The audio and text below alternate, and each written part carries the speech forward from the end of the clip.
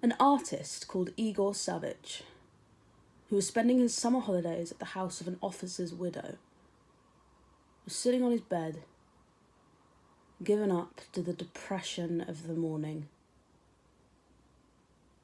It was beginning to look like autumn out of doors.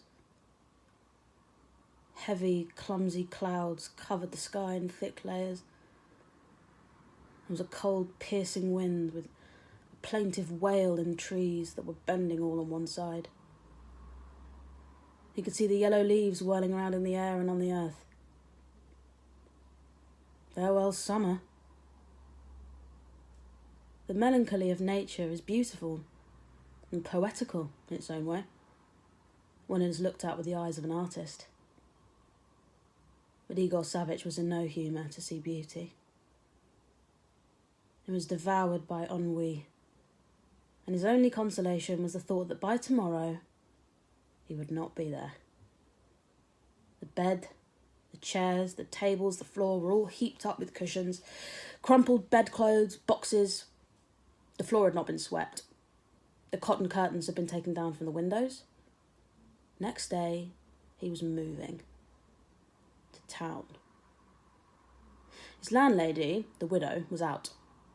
She'd gone off somewhere to hire horses and carts to move next day to town. Profiting by the absence of her severe mama, her daughter, Katya, aged 20, had for a long time been sitting in the young man's room. Next day the painter was going away, and she had a great deal to say to him. She kept talking and talking, and yet she felt that she had not said a tenth of what she wanted to say.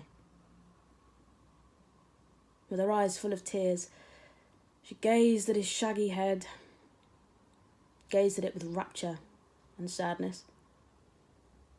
And Igor Savage was shaggy to a hideous extent, so that he looked like a wild animal. His hair hung down to his shoulder blades. His beard grew from his neck, his nostrils from his ears. His eyes were lost under his thick, overhanging brows. It was all so thick, so matted, that if a fly or a beetle had been caught in his hair, it would never have found its way out of this enchanting thicket.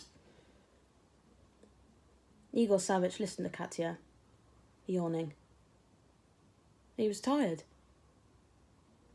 When Katya began whimpering, he looked severely at her from his overhanging eyebrows, frowned, and said in a deep, heavy bass, "I cannot marry."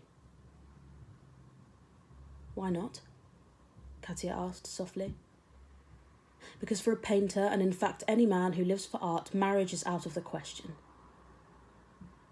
An artist must be free." "But in what way should I hinder you, Igor Savage?" "I'm not speaking of myself. I'm speaking in general. Famous authors and painters have never married. And you too will be famous. I understand that perfectly. But put yourself in my place. I'm afraid of my mother. She is stern and irritable. When she knows that you will not marry me and that it's all nothing, she'll begin to give it to me. Oh, how wretched I am. And you haven't paid for your rooms either. Damn her, I'll pay." Igor Savage got up and began walking to and fro. "I ought to be abroad," he said. And the artist told her that nothing was easier than to go abroad. One need do nothing but paint a picture and sell it. "Of course," Katya assented. "Why haven't you painted one this summer?" "Do you suppose I can work in a barn like this?" the artist said ill-humouredly. "And where should I get models?" Someone banged the door viciously in the story below. Katya, who was expecting her mother's return from minute to minute, jumped up and ran away. The artist was left alone. For a long time he walked to and fro, threading his way between the chairs and the piles of untidy objects of all sorts. He heard the widow rattling the crockery and loudly abusing the peasants who had asked her 2 rubles for each cart. In his disgust, Igor Savage stopped before the cupboard and stared for a long while, frowning at the decanter of vodka. "Ah, blast you!" He heard the widow railing at Katya. "Damnation take you!" The artist drank a glass of vodka, and the dark cloud in his soul gradually disappeared, and he felt as though all his inside was smiling within him. He began dreaming. His fancy pictured how he would become great.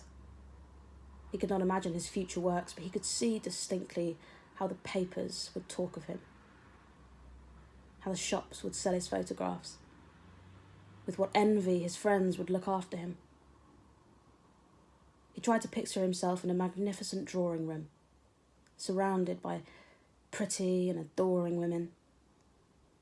But the picture was misty, vague, as he had never in his life seen a drawing room. The pretty and adoring women were not a success either, for except Katya, he knew no adoring women. Not even one respectable girl. People who knew nothing about life usually pictured it from books. But Igor Savvich knew no books either. He had tried, but fallen asleep on the second page. "It won't burn, drat the thing!" the widow bawled down below, and she set the samovar. "Katya, give me some charcoal." The dreamy artist felt a longing to share his hopes and dreams with someone. He went downstairs into the kitchen, where the stout widow and Katya were busy about a dirty stove in the midst of charcoal fumes from the samovar. There he sat down on a bench close to a big pot and began. "It's a fine thing to be an artist. I can go just where I like, do what I like. One is not to work in an office or the fields. I have no superior officers over me. I am my own superior. And with all that, doing good to humanity." And after dinner, he composed himself for a rest. He usually slept till the twilight of evening. But this time, soon after dinner, he felt that someone was pulling at his leg. Someone kept laughing and shouting his name. He opened his eyes and saw his friend, Euclakin, the landscape painter, who had been away all the summer in the Kostroma district. "Bah!" he cried, delighted. "What do I see?" There followed handshakes and questions. "Well, have you brought anything?"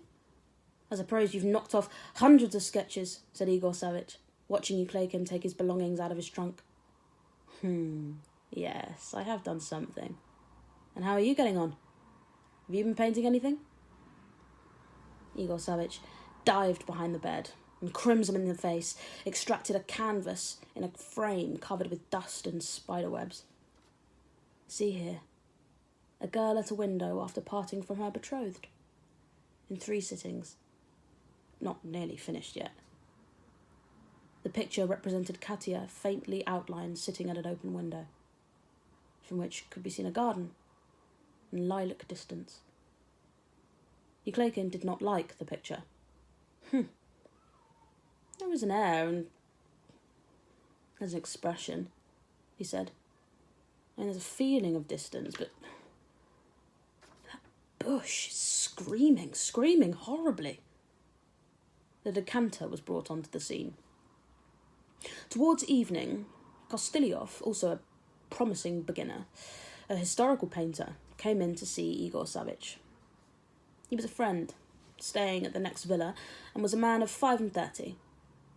He had long hair and wore a blouse with a Shakespeare collar and a dignified manner. Seeing the vodka, he frowned, complained of his chest, but yielding to his friend's entreaties, drank a glass. "I've thought of a subject, my friends," he began, getting drunk. "I want to paint some new Herod, or Clepentian, or some blackguard of that description, you understand, and to contrast with him the idea of Christianity. On the one side, Rome, you understand, on the other side, Christianity. I want to represent the spirit. You understand? The spirit." And the widow downstairs shouted continually, "Katya, give me the cucumbers! Go to Sidorov and get some kvass, you jade!" Like wolves in a cage, the three friends kept pacing to and fro from one end of the room to the other. They talked without ceasing, talked hotly and genuinely. All three were excited and carried away. To listen to them, it would seem they had a future. Fame. Money in their hands. And it never occurred to either of them that time was passing, that every day life was nearing its close.